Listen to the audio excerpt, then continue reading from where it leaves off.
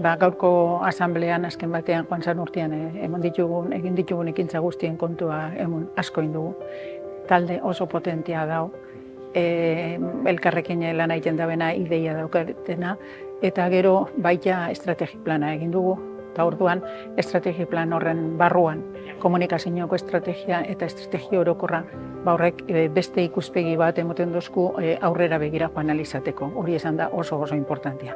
Eta gero 50. urte hurrena da Arizmendiarrieta hil zanekoa, eta horren inguruan hainbat eta hainbat ekintza, abenduan, 2005ko abenduan Martenekin hasita, Iban Martenekin, gero Sotilekin, eta oin ekainean daukagu Arizmendiarrietaren dokumentu guztiak, el universo dokumental beria esaten dana, ja dao Mondragon Unibertsitateko ebiltegian digitalizauta dana 10.000 erreferentzia, hori aurkeztuko dugu ekainak 17.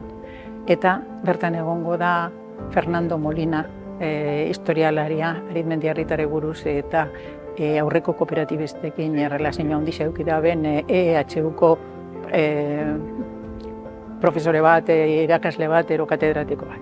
Eta hola jarraituko dugu urte guztian. Eta gero, batez be aurten eta ja joan zan urtetik, gure begirada jarria dau, gaztiengan kooperatibismoa helaraztia.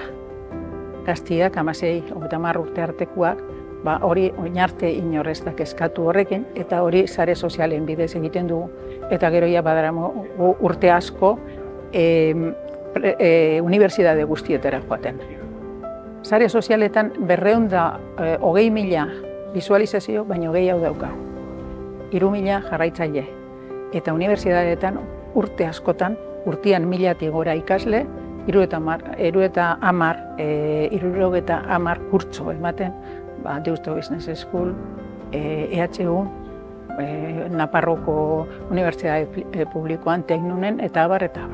Orduan, hori da aurkeztuko dugu, eta azkenian uste peto-petua eta pozik gauz, lan asko izaten da, baina gustora.